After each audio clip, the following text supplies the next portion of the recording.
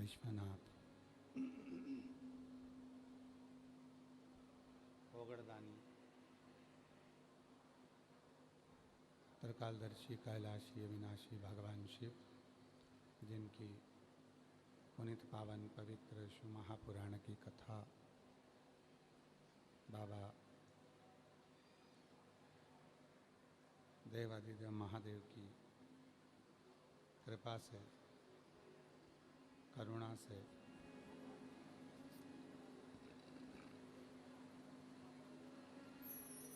श्रवण करने का सौभाग्य प्राप्त हुआ है आप और हम सभी को। बड़े भाग्यशाली हैं सभी शिवभक्त जो इस पवित्र पावन शिव महापुराण की कथा को श्रावण के महीने में श्रवण करने के लिए बैठे हैं। बाबा देवादिदेव महादेव भगवान शिव ओघड़दानी त्रिकालदर्शी कैलाशी अविनाशी की यह पवित्र पावन आनंदमय कथा श्रावण के पवित्र अवसर पर आप और हम सब श्रवण कर रहे हैं। कथा के मुख्य आयोजक बोलबम सेवा समिति श्री बोलबम सेवा समिति के अध्यक्ष श्री दया सिंह जी, एक बार जिनके लिए जोरदार ताली बजाकर साधुवाद, जिन्होंने इस दिव्य भव्य आयोजन को आयोजित किया।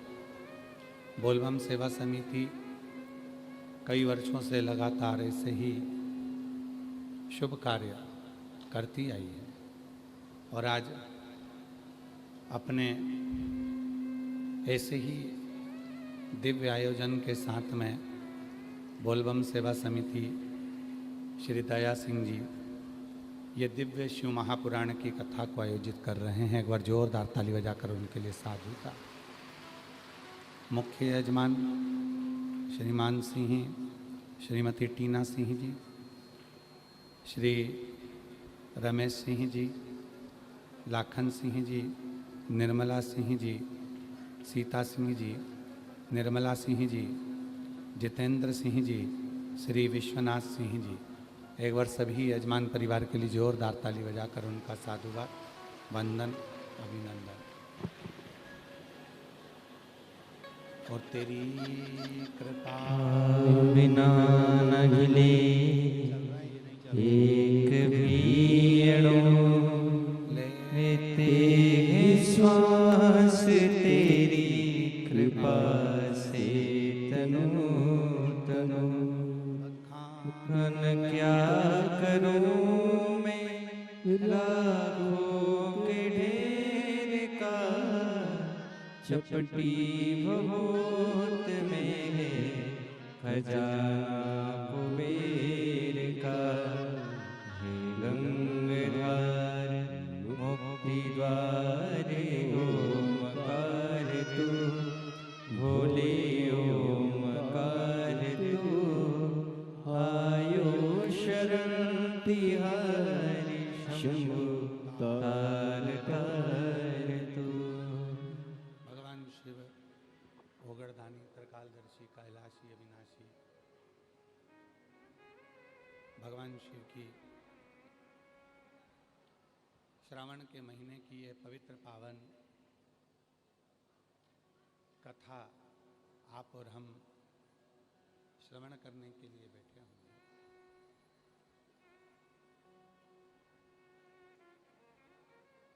श्रावण का महीना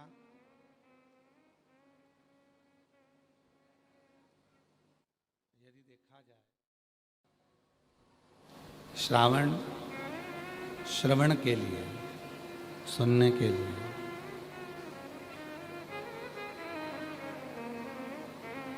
केवल कोई सोचे कि श्रावण के महीने में हमें केवल कावड़ का जल लेकर जाना है,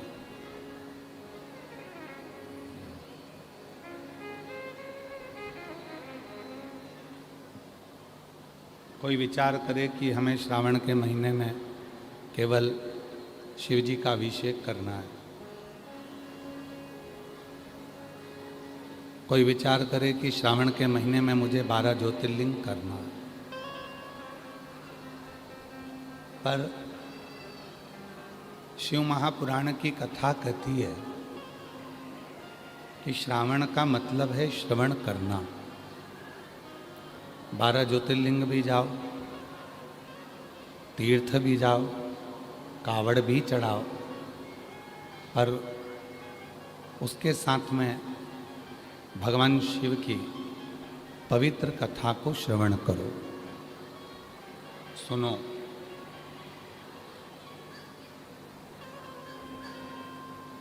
और जो भगवान शिव की यह पवित्र कथा को श्रवण करता है, सुनता है, मां शबरी अम्बा जी की भक्ति में, नवदा भक्ति में प्रथम भक्ति है संतों का संग करना।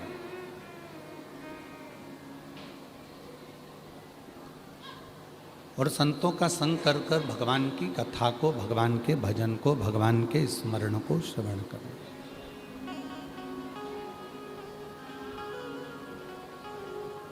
भगवान की अविरल भक्ति को धारण करना। हम क्या विचार करते हैं, शिव जी के मंदिर जाएंगे, एक लोटा जल चढ़ा देंगे, कावड़ चढ़ाने के लिए हम किसी तीर्थ में पहुंच जाएंगे, ज्योतिर्लिंग पर पहुंच जाएंगे।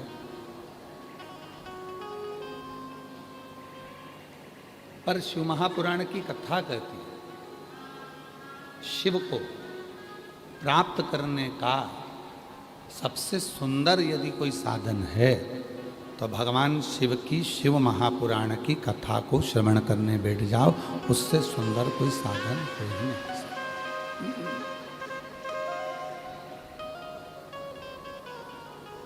भगवान देवाधिदेव महादेव की कथा को श्रवण करने के लिए बैठ जाओ,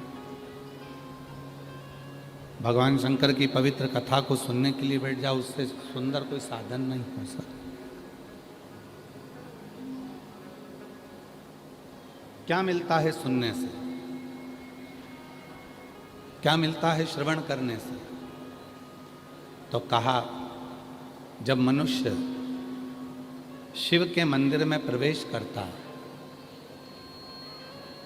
जब मानव भगवान शंकर के मंदिर में प्रवेश करता है या शिव महापुराण की कथा को सुनने के लिए पंडाल में जाकर प्रवेश करता है, बस, या जो आस्था चैनल पर सुन रहे हैं, जो सोशल मीडिया पे सुन रहे हैं, अपने मन को, अपने चित्त को जब हम भगवान की कथा की ओर लेकर जाते हैं, तो जब यह मन सत्संग में, कथा में, मंदिर में प्रवेश करता है, तो इस मन के द्वारा जितने भी पाप होते हैं वो सारे पाप एक क्षण में समाप्त हो जाते हैं और जीव परमात्मा की शरणागति ग्रहण कर।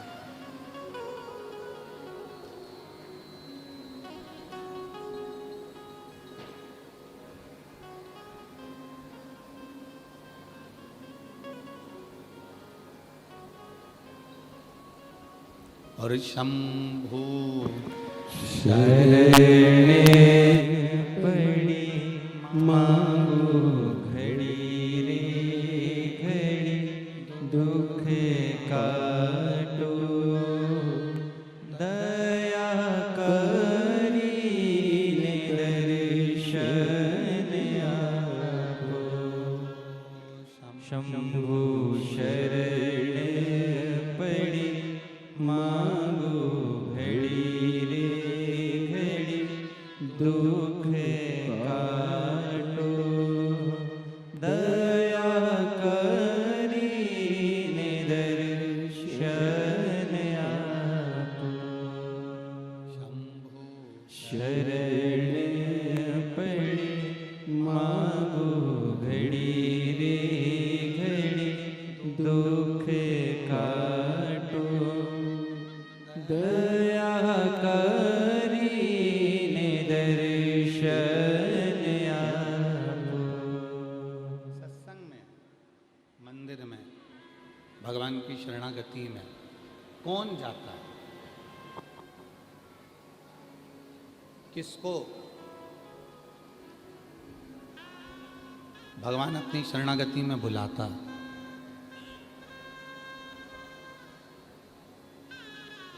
सब अपने अपने घरों में व्यस्त हैं, सब अपने अपने कामों में व्यस्त हैं। कोई अपनी फैक्ट्री पर है, कोई अपनी दुकान पर है, कोई अपने व्यापार पर है, कोई अपने कार्य में लगा हुआ है। माताएं भी सब अपने अपने कार्य में व्यस्त हैं, सब अपने कार्य में।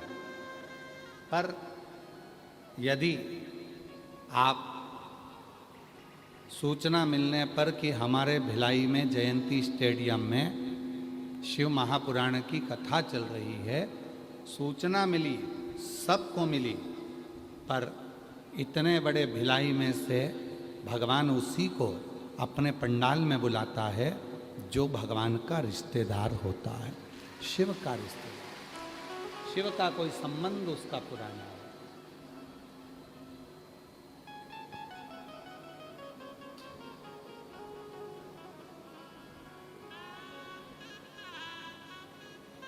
एक कंपनी के लोग नौकरी पर रखते हैं।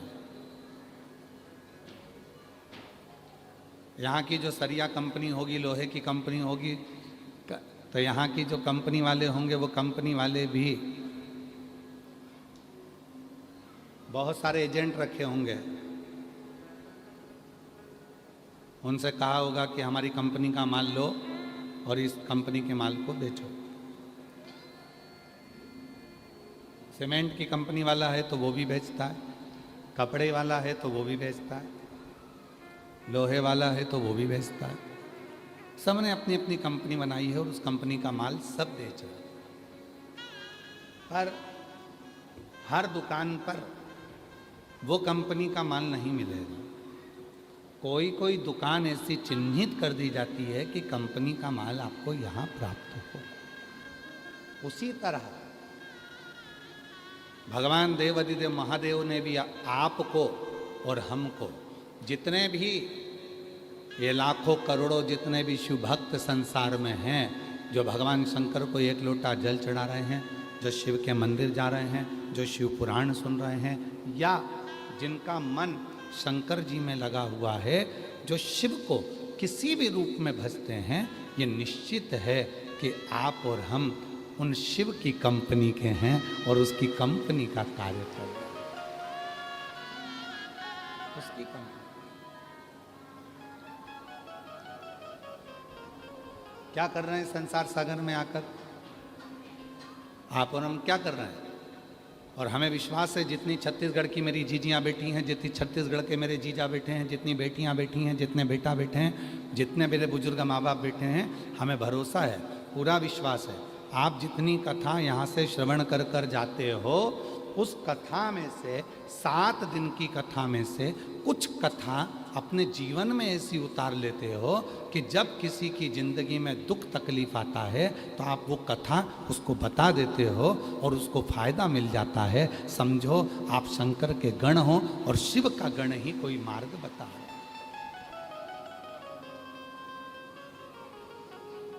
अब शिव के गण हो और शिव का गण ही कोई मार्ग बता है। शिव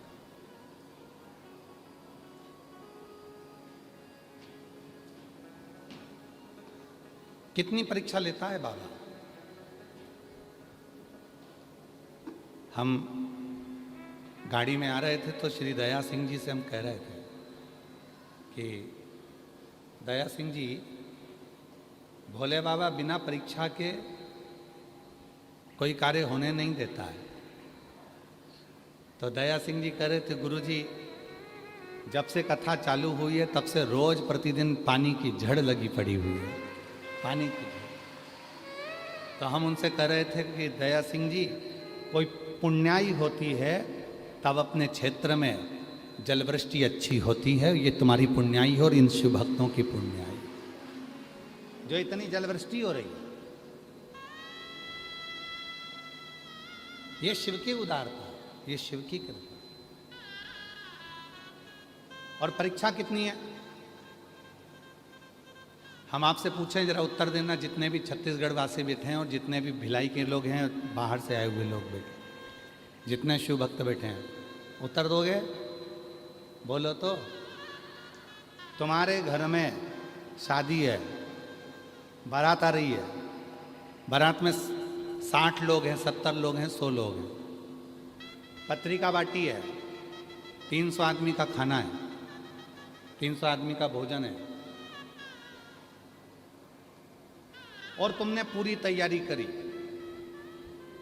और उसी दिन पानी धड़ धड़ा के आ जाए,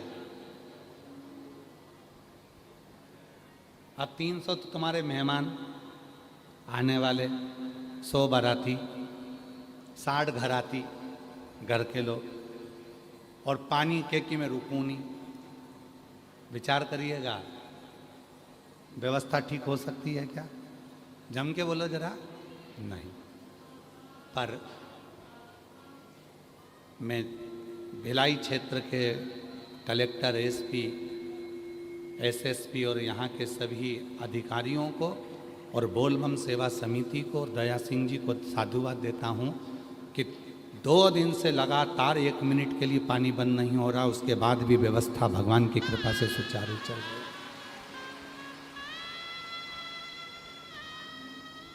सुचारू चल।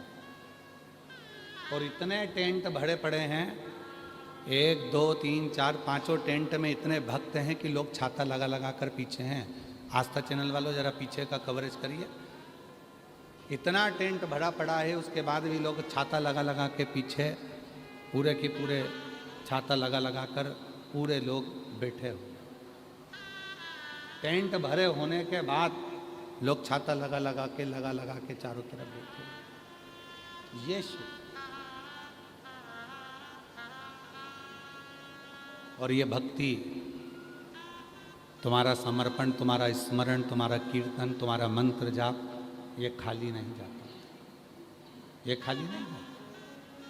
जो जैसी भावना लाया वो वैसा ही फल पाया, खाली उसे लौटाया वो मन ही मन हर्षाया, और कर दिया माला माल काशी वाले ने लुटा दिया भंडार, काशी वाले ने लुटा दिया भंडार, काशी वाले ने लुटा दिया भंडार, काशी वाले ने दिया माला माल,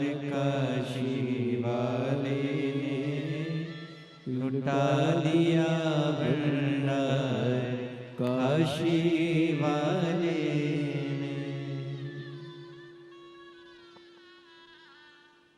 अब कैसे वो शिव तुमको जब इतनी परीक्षा ले रहा है, पानी गिरा रहा है, फिर भी तुम्हें कीचड़ में, पानी में वो बुला रहा है, बिठा रहा है, कथा सुना रहा है, और उस परीक्षा में तुम सब पास होते चले जा रहे हो, तो मेरा बाबा कुछ तो देकर भेजेगा आपको।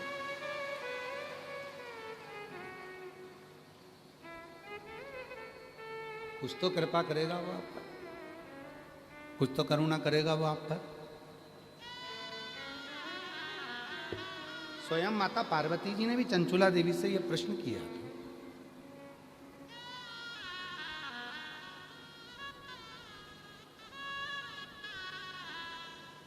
एक बार माता पार्वती जी ने चंचुला देवी से पूछा, चंचुला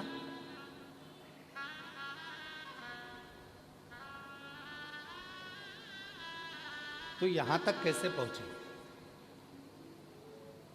ये कैलाश तक, शिवधाम तक, भगवान शंकर के इस पवित्र कैलाश धाम तक तो कोई पहुंच नहीं सकता। चंचुला तू कैसे पहुंच गई? साउंड वाले 5वें नंबर के पंडाल में पीछे जाइए और वहां थोड़ा लोग खड़े हैं, हाथ हिला रहे हैं, जरा कर देखिए।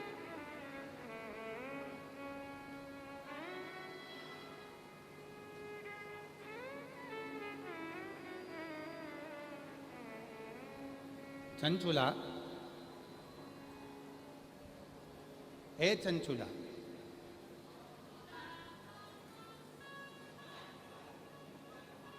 क्यों? कौन ने कटवाया? चालू कर दो उसको। चंचुला, मुझे एक बात समझ में नहीं आती कि तो कैलाश धाम तक, भगवान शिव के इस धाम तक तू कैसे पहुंच गई? भगवान शंकर के इस पवित्र धाम तक तू पहुंची कैसे? क्या करा तू?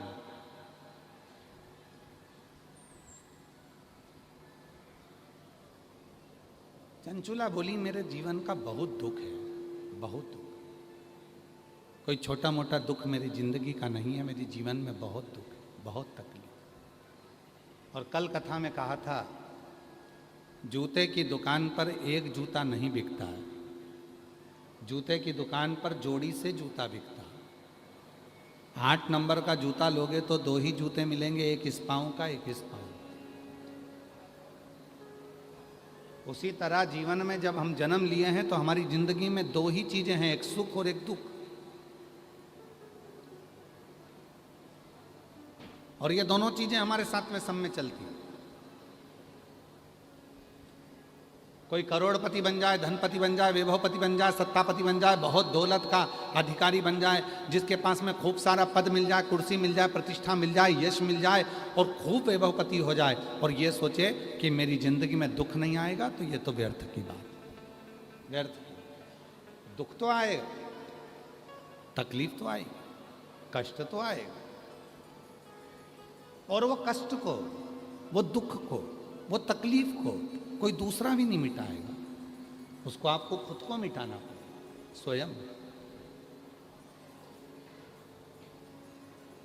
अपने को, खुद को उस दुख को समाप्त करना पड़ेगा, कोई दूसरा नहीं।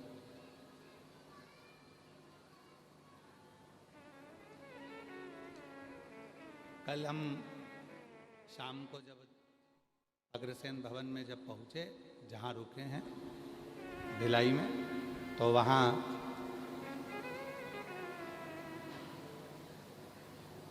कोई शाम के समय पर बोल रहा था, गुरुजी मेरे कर्म भगवान ने ना जाने कैसे लिख दिए है, मेरे कर्म में भगवान ने दुख ही दुख लिख दिए।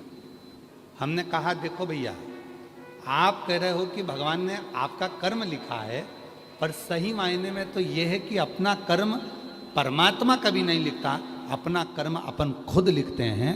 हमने जो पूर्व में करा होता है वो हम आज पढ़ रहे हैं, और जो आज कर कर जाएंगे वो हमें अगले जन्म में पढ़ना है। कोई हमारे कर्म को कोई दूसरा नहीं लिख सकता, हमारे कर्म को कोई दूसरा लिखने वाला नहीं हो सकता।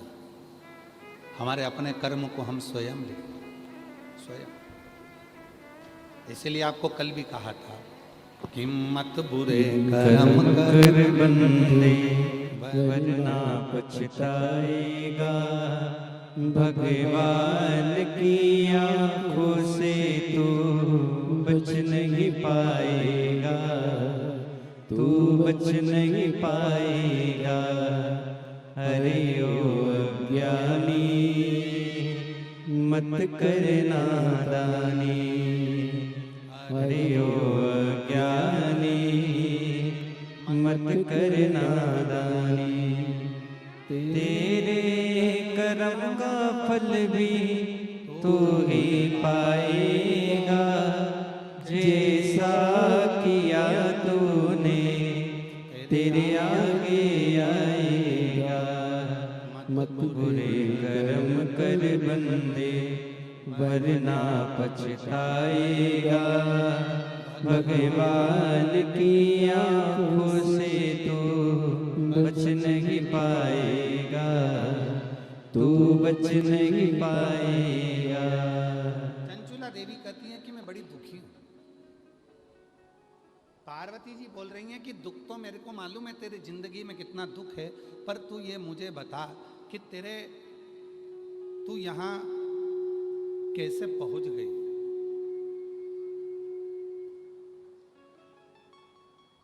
तो यहां पर पहुंची कैसे?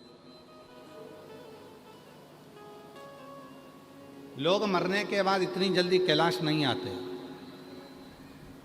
लोग मरने के बाद इतनी जल्दी कैलाश पर्वत पर शिव के धाम में नहीं आते। डीले कम कर दो थोड़ा। लोग इतनी जल्दी कैलाश पर्वत पर नहीं आते, इतनी जल्दी लोग मरने के बाद शिव के धाम नहीं आते। तुम इतनी जल्दी शिव के धाम कैसे आ गए?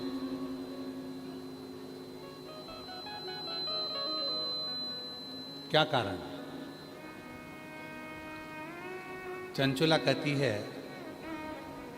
मैं एक ब्राह्मण की पत्नी हूं, मेरा पति है बिंदु। मेरी जीजियों बड़ी सावधानी से सुनना। आज कौन सा वार है? जम के बोलो। मंगलवार। सावन के महीने में मंगलवार का जो दिन होता है उसको मंगला गौरी की व्रत का दिन कहते हैं। हमें इधर का नहीं मालूम कि इधर मंगला गौरी व्रत होता है कि नहीं होता। होता है?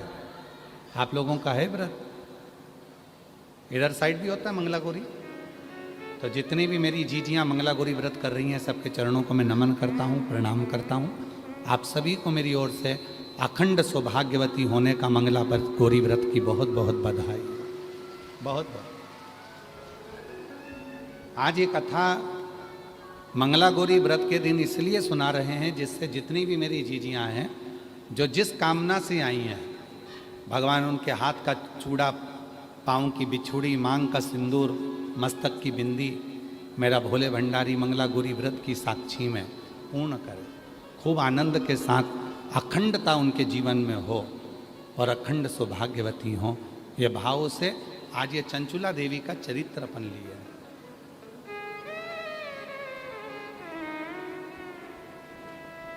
कौन? अच्छा, ठीक है।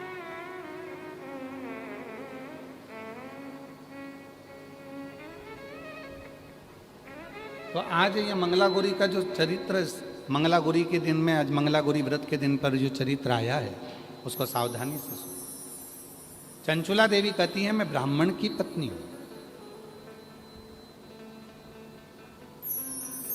और बिंदुक मेरा पति है। बहुत अच्छा था मेरा पति, भगवत भजन भी करता था, कीर्तन भी करता था, मंत्र जाप भी करता था, नाम जाप भी करता था, भगवत भक्ति में डूबा रहता था।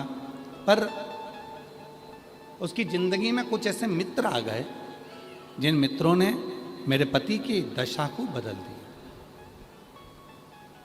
और दशा बदली तो वो दुर्दशा में पहुंच गया, दुर्दशा में हो गया। व्यसन वो करने लगा, मदिरापान वो करने लगा, जुआ वो खेलने लगा, मंदिर जाना बंद कर दिया, देवस्थान जाना बंद कर दिया, संकीर्तन करना बंद कर दिया, सत्संग करना बंद कर दिया, मंत्र जाप से परे हो गए, दूर।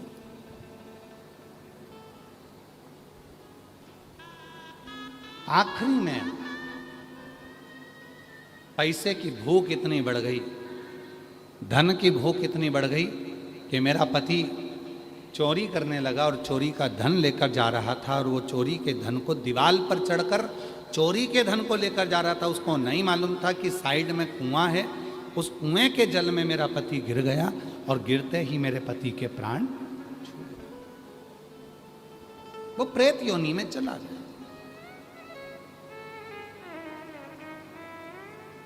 जीजियों,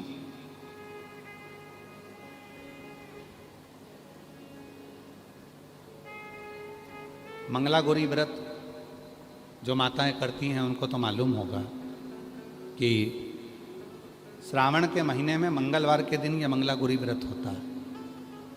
कुंवारी लड़कियां भी करती हैं, शादीशुदा माताएं भी करती हैं, और जगत की जितनी नारियां हैं इस मंगला गौरी व्रत को अपनी कामना के लिए करती हैं। 16 चीज़ों का इसमें दान दिया जाता है,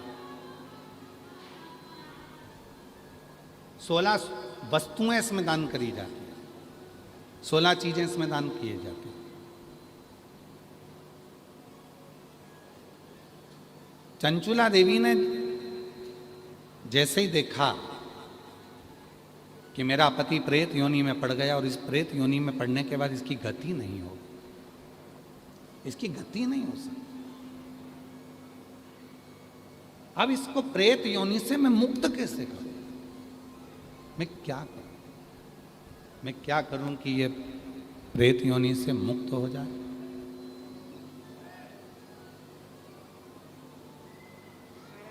मैं ऐसा कुछ कर दूं जिससे यह प्रेत योनि से छूट जाए, तो करूं क्या? गई, एक ब्राह्मण देवता के पास पहुंची और वहां जाकर उसने उनसे निवेदन करा।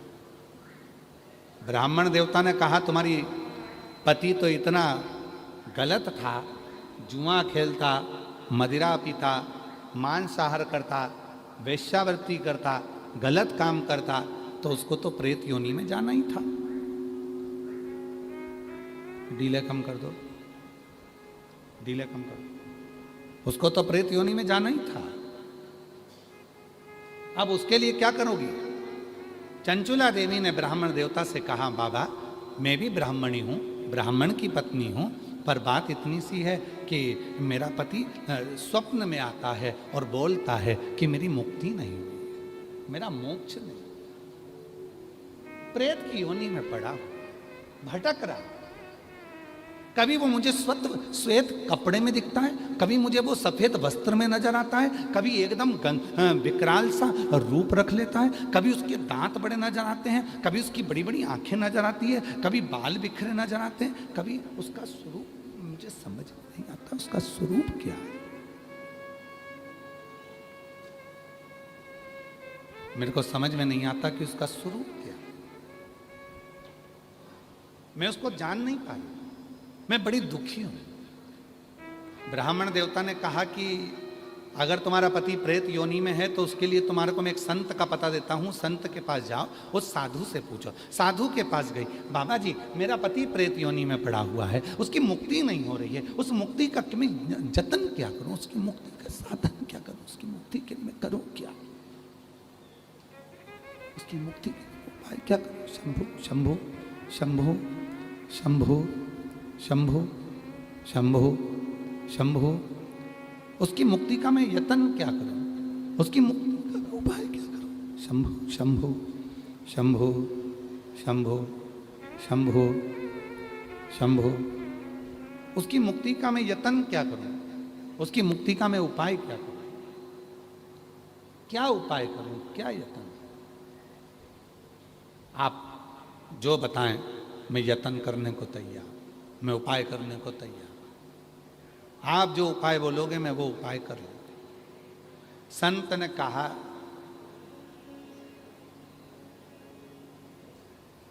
उस तीर्थ में चले जाओ और उस तीर्थ में जाकर यज्ञ करो।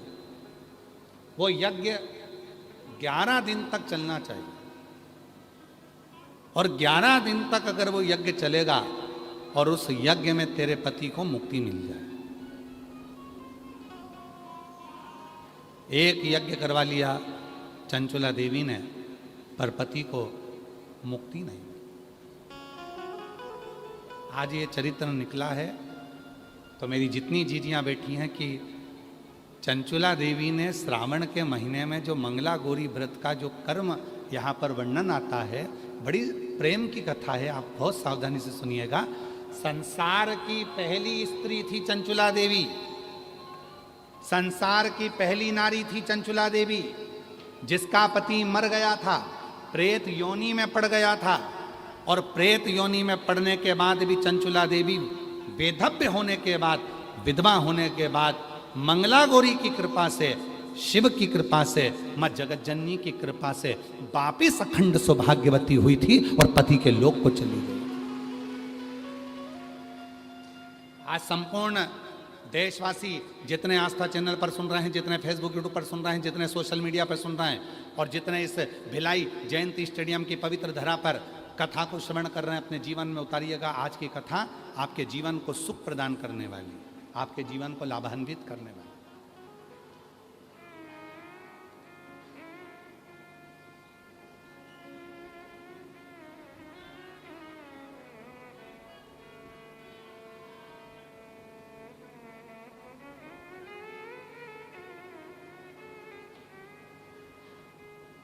गई चंचुला देवी तीर्थ में जाकर उसने यज्ञ करवाया, पर उस यज्ञ से उसके पति को मुक्ति नहीं। पति फिर दर्शन दिया, और अब की बार पति आया तो वो एक छोटे से सर्प के रूप में उसके कक्ष में आ गया, और कक्ष में आकर उसके जिस जगह पर वो जिस स्थान पर सोती थी उसी स्थान के कोने में वो बैठा एक